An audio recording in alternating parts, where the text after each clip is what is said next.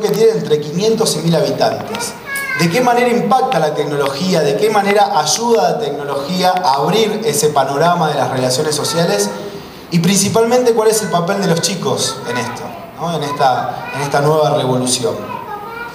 Esto lo voy a pasar porque no me quiero extender demasiado. Entonces, la idea es que los supuestos, esto que yo acabo de decir, ¿se cumplen en todos lados? ¿Se cumplen por igual para cualquier tipo de sociedad, de localidad y demás? Así que ese fue un poco el desafío que teníamos a la hora de mostrar esto. Lo que nosotros hacemos es analizar, todavía estamos en periodo de investigación, 4 localidades de la provincia de San Luis, como son Nueva Galia, Villa del Carmen, Papagayos y Trapiche. Son 4 localidades que tienen diferencias entre sí, pero que comparten esta idea de ser localidades no muy grandes, localidades pequeñas y algunas alejadas de los grandes centros urbanos o por lo menos de la capital, ¿no? Entonces, lo que hicimos fue ir a esas 4 ciudades y empezar a ver qué pasaba con los chicos, con los grandes, con diferentes roles acerca de eso. Así que lo que les voy a mostrar ahora es un poco los datos preliminares que hasta ahora tenemos, después unas conclusiones y después preguntas o lo que quieran acotar. Lo primero que preguntamos es, bueno, ¿cuánto usás internet? ¿Cada cuánto te conectás a internet? Y para nuestra sorpresa, digamos, la frecuencia de conectarse a internet es muy similar a la frecuencia que cualquiera se conecta a internet. Digamos que cualquiera de las otras grandes localidades se conecta a internet. En azul ahí tienen 1 o más veces por día, ¿no? Las barras en azul está dividido por niños y adolescentes. Y en azul tienen 1 o más veces por día, fíjense cómo se va distribuyendo según las distribuciones de edad. Y en rojo tiene algunas veces por semana. Y claramente 1 o más veces por día o algunas veces por semana es la mayor cantidad de respuestas. Es decir, que hay un uso frecuente de internet. Comúnmente en las localidades grandes y en las localidades pequeñas también hay un uso cada vez más frecuente de lo que es esta herramienta. La segunda cuestión que mostramos es, bueno, autoevaluate como usuario de internet. Si yo te pregunto si instalás software, si descargas programas, autoevaluate. Si te considerás un inexperto, que no sabes absolutamente casi nada, solamente prender la computadora y conectarte y ahí te quedaste. Si sos un básico, un intermedio y un avanzado. Y, digamos, hace cuánto, tengo que aclarar antes que el promedio del primer contacto con internet, el promedio general por todas las categorías de edades, comúnmente rondaba promedio, estamos hablando, entre el 2007 y el 2006. Es decir, que hace 3-4 años es que mucha de la gente comenzó a ser usuaria de internet. Entonces lo que podemos ver acá es que los niños y adolescentes son los que más se consideran intermedios, ¿no? Son los que son más cancheros, ellos se autodenominan así. Yo soy mucho más canchero usando internet que lo que pueden ser mis padres o mis hermanos mayores y demás. Yo hago muchas más cosas, yo instalo juegos, bajo música y demás. Es un poco lo que nos respondían comúnmente. Ahora, después también preguntamos, bueno, ¿pero te comunicás con gente fuera de tu pueblo, fuera de tu localidad? Y esto no tuvo nada que ver con la edad, todos nos dijeron que sí. Digamos, sí, tengo relación, ahí tienen en azul, con gente de otras ciudades de San Luis, o de otros pueblos de San Luis. Tienen en rojo con gente de otras provincias y tienen en un verde medio extraño con gente de otros países. Y en general todo, fíjense que son promedios muy altos, 95%, 92%, casi 90%. Todos nos decían de que sí, me comunico con gente de otras ciudades, de otras provincias o hasta mismo de otros países. A lo que nosotros le preguntamos, bueno, pero con esa gente que te comunicás que no vive en tu localidad, ¿qué tipo de relación tenés? Y básicamente es una relación de amistad o familia, ¿no? Esto, tanto chicos como jóvenes como adultos, lo que nos respondieron es que básicamente ese tipo de relación con personas que no ven físicamente, que no tienen contacto a través de lo territorial, es por relaciones de familia o amistad. Y acá creo yo que está una de las cosas que nos pareció más interesantes, que tanto los niños como los más grandes nos decían que existen personas, y muchas nos decían, que nunca conocieron en el mundo real, llamémoslo. Que no conocen físicamente, pero que sí entablan relaciones. Y ahí los grandes nos decían por mail y los chicos por redes sociales. Es decir, sí, todo el tiempo por ahí mando mails a gente que no la conozco físicamente, o bastante seguido mando mails que no conozco físicamente, y los chicos decían, no, por mail no. Principalmente por las redes sociales. Eso tiene que ver con el perfil del usuario y para qué utiliza cada uno, ¿no? Obviamente, si yo utilizo Internet para trabajar, seguramente utilice el mail como una herramienta, y los chicos que lo utilizan más Internet para socializar, para comunicarse, utilizan más las redes sociales. Programas de chat utilizados. Esto, yo no soy de chatear mucho, pero a mí me llamó la atención, y a todos los que fuimos a hacer la investigación también.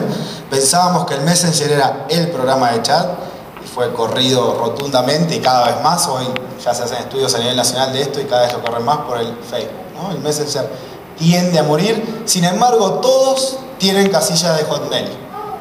Digamos, cada vez utilizan menos el Messenger, pero su cuenta de mail es Hotmail. Esto, el 97%, acá no están los gráficos, pero cerca del 97% tienen casillas de Hotmail, pero lo que utilizan es básicamente Facebook, ¿no? Para chatear, no digo para relaciones, sino para chatear. Actividades que realizan en Internet. Es decir, bueno, ¿qué haces cuando te conectás? Nosotros le dábamos una lista larguísima, por ahí los chicos se acuerdan. Le dábamos como 40 cosas que hacían o no hacían cuando se conectaban a Internet, y esto lo resumimos porque no da para mostrar tanto. Productividad y trabajo. Claramente los adultos, cuando se conectan a Internet, es productividad y trabajo, pero los chicos, los que obtuvieron altas respuestas, es en comunicación, entretenimiento y estudio. Cuando yo me conecto a Internet es básicamente para entretenerme, para comunicarme, es decir, redes sociales básicamente, y estudio. Yo estudio descreo. Me voy a permitir descreer porque nos lo decían porque veníamos del UNP, entonces me parece que para quedar bien nos dijeron, no, utilizo mucho Internet para estudiar y busco información para estudiar. Olvídense de esa, vamos a tomarla como que bueno, como que es verdad, pero claramente el perfil tiende más a la socialización y hacia el entretenimiento. Personas que lo contagiaron en el uso de la PC, y esto para nosotros era fundamental porque fuimos a averiguar exclusivamente eso. ¿Quién te contagió? ¿Quién contagia a quién en el uso de la tecnología? Fíjense, de sus padres, ¿cuántos chicos respondieron que se contagiaron de sus padres? Ninguno. 0. Ni un chico se contagió, o sea, hasta 20 años estamos hablando, de todos los que estamos, ni uno se contagió de sus padres. Sí de sus hermanos, lo que tienen ahí en azul, pero mucho menos de sus amigos, de sus compañeros o de otros parientes, ¿no? Pero fíjense de sus hijos, el método inverso, ¿no? Los mayores de 20 años, los mayores de 40 años, comúnmente, en el 62% de los adultos, se contagiaron de los hijos. Y esto es un cambio radical, porque el resto de las revoluciones en la comunicación, llámese la imprenta, llámese el telégrafo, llámese el teléfono, etcétera, eran de manera descendente. Eran los padres o los abuelos los que contagiaban para abajo. Y esta es la primera vez de que el contagio se da principalmente hacia arriba. Son los chicos, y esto se ve muy bien en las localidades pequeñas, y creo que hay una diferencia con las grandes localidades, donde por ahí los adultos están en mucho más contacto con la tecnología. En estas localidades donde los adultos por ahí no están tanto por sus trabajos y demás en contacto con la tecnología, son los chicos los que lo contagian, ¿no? Lo que el padre se acerca y ve y dice, che, a ver cómo es esto, explícame, y son los chicos los que contagian a los padres de manera ascendente. Personas a quien contagió, lo contrario, digamos, y también se puede ver la misma tendencia, los chicos contagian a sus hermanos y a sus amigos y a sus padres, y los adultos contagian mucho más a su cónyuge y a su pareja. Es decir, los chicos contagian verticalmente y los adultos contagian horizontalmente, ¿no? Lugar de primer contacto con una PC, esto suena a sentido común. Lo que da principalmente es que los chicos, la escuela primaria, la primera vez que tuve contacto, que toqué una computadora fue en la escuela primaria. Los adolescentes en la escuela secundaria de la universidad. Los adultos claramente en el trabajo, es decir, además del en hogar, en términos generales los niños y los adultos hay un porcentaje interesante que también tomaron como primer contacto en el hogar, pero los adultos en el trabajo y los niños en la escuela principalmente. Y lo mismo con el primer contacto con Internet, también los resultados son muy similares, los adultos en el trabajo, los chicos en la escuela. Y un 19-20%, y esto fue fundamental en una época de crisis en Argentina, Acá en el caso de San Luis, en los ciberaues, en los centros de inclusión digital gratis puestos por el gobierno, un 20% es un porcentaje muy alto, es decir, un 20% de los chicos que el primer contacto que tuvo con internet fue a través de estos centros, ¿no? Esto en la Argentina, a nivel nacional, en ese periodo de 2001 de fuerte crisis, un 40% de los argentinos se conectaban a internet a través de los cibercafés, los pagos, ¿no? Es decir, de que en periodos de crisis muy fuertes los cibercafés tuvieron un rol social o de inclusión muy fuerte. Motivaciones para el uso de la PC, esto es lo que hablábamos antes también. Los adultos, la principal motivación, fíjense, adultos y jóvenes si se quiere. Esto es motivación, le preguntamos, bueno, antes de agarrar la computadora, la primera vez que la agarraste, ¿para qué pensabas que la ibas a usar? Los adultos claramente te dicen productividad de trabajo, los chicos estudio, de vuelta acá nos permitimos reírnos un rato, y comunicación y entretenimiento, ¿no? Esa es la fuerte motivación, en la comunicación y el entretenimiento. Entonces, ¿qué es lo que queremos decir? Estos son estudios, conclusiones muy tentativas, todavía faltan muchas tandas de entrevistas y de indagar un poquito más todavía. Que en términos generales la adopción de tecnología parece ser similar a la de las grandes ciudades. Pero hay una gran diferencia con las grandes ciudades, con los grandes centros urbanos donde los adultos están más en contacto con las tecnologías y que tiene que ver que los niños son el motor de esa transformación. Los niños son el motor del contagio de estas nuevas tecnologías, ¿no? Son los que primero se apropian, son los que lo naturalizan mucho más rápido y son ellos los que tratan de contagiar, ¿no? Los que ascendentemente incentivan, si se quiere, a las personas mayores en la utilización de tecnología.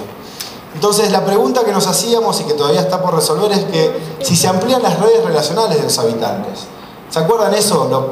Pueblo chico, infierno grande. ¿Se acuerdan de lo que decíamos de que la sociedad moderna es una sociedad caracterizada por millones de habitantes? Bueno, ¿qué pasa en localidades con 500 habitantes? ¿Qué pasa con localidades con 500 habitantes en las cuales comúnmente las relaciones son interpersonales cara a cara? ¿Se amplía mi red de relacionamiento? Esa es un poco la pregunta que estamos tratando de velar en esta investigación. Todo parecería indicar que sí, ¿no? Esa pregunta de si se comunican con gente de otras ciudades, de otros pueblos, sí, y muy asiduamente. Hay una chiquita, Abril, que nos decía, mira, yo a mi tío lo conocí primero por Facebook. Pues mi tío vive en Córdoba y yo no viajo a Córdoba, mis papás no pueden viajar a Córdoba, entonces me decía, primero lo conocí por Facebook. Después puso la camarita y empezamos a hablar por la camarita. Y 3 años más tarde lo conocí personalmente y no me modificó nada. El impacto de conocer a mi tío y la alegría, nada, llegué y era como si ya lo conocía, digo, porque ya lo había visto en fotos, ya chateaba con él, ya puse la cámara y lo vi y hablábamos con mi tío. O sea que el impacto de conocerlo personalmente no me modificó prácticamente nada. Acá tenemos 2 exponentes, 2 chicos que fueron entrevistados y uno de ellos, Agustín, me decía, Internet me cambió la vida, me decía Agustín, ¿no? Que está acá adelante. Internet me cambió la vida, me decía Agustín. La verdad que nosotros nos preguntamos después con Alejandro, che, este pibe tiene 8 años, la otra vida le debe haber cambiado, tiene 8 años. Y Agustín, que está acá, me decía, y me cambió la vida, me divierto más, el tiempo libre que antes tenía, ahora siento que lo estoy utilizando para algo mucho más productivo. Y esta chica también abrió y nos decía, yo no la entiendo a mi mamá, me decía. Primero me decía que vuelva a la casa porque estaba todo el día jugando afuera, jugaba afuera con mis amigos y demás, y ahora me protesta para que salga a jugar porque está todo el día dentro con la computadora. Me dice, yo no lo entiendo, no lo entiendo. Esas son algunas de las anécdotas interesantes que salen y que cuando esto se publique seguramente también van a estar. Y por último, en el tiempo, y esto es lo importante, todavía es muy reciente esto, más allá de que San Luis Digital tiene varios años, el periodo para evaluar esto, se necesitan periodos mucho más grandes. En el tiempo habrá que evaluar si la innovación social y la mejora de la calidad de vida. Esa es la finalidad de todo esto que se está haciendo acá en San Luis, o que se hace en el gobierno nacional, recién ahora, o cualquier programa de política pública para la inclusión digital. La finalidad es la mejora de la calidad de vida de la gente. Entonces, eso es lo que tenemos que evaluar. Para evaluar eso tenemos que ir viendo cómo se contagia, para qué se usa, para qué no se usa, y demás. Eso es todo. Muchas gracias.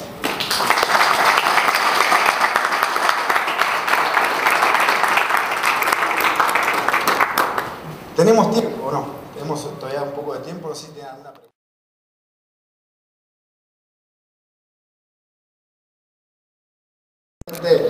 revolucionario en términos educativos. Ahora, ¿qué opino en cuanto a los resultados o cómo va avanzando? La verdad es que no lo sé porque es muy reciente. Yo, digamos, por mi formación, insisto bastante en esto de que no lo sé, hay que estudiarlo. Digamos, ¿no? No lo sé, habría que investigarlo. Pero bueno, pero a simple vista, como idea y como concepto de aplicar un nuevo modelo de educación, me parece la verdad que genial. Sí, porque en este tipo de escuelas se aplica mucho lo que es Facebook, lo que son las redes sociales, lo que es, por ejemplo, páginas como Wikipedia y otra, como la plataforma hecha por la ULP, donde se pueden consultar tareas y hacer preguntas a los profesores, páginas donde se coloca información y se hacen preguntas. O sea, a partir de tu experiencia con con estas preguntas y cosas, ¿vos pensás que puede llegar a ser efectivo? ¿Se va a conseguir una mejor educación? Mirá, yo te digo una cosa que pasa en las universidades o en las escuelas.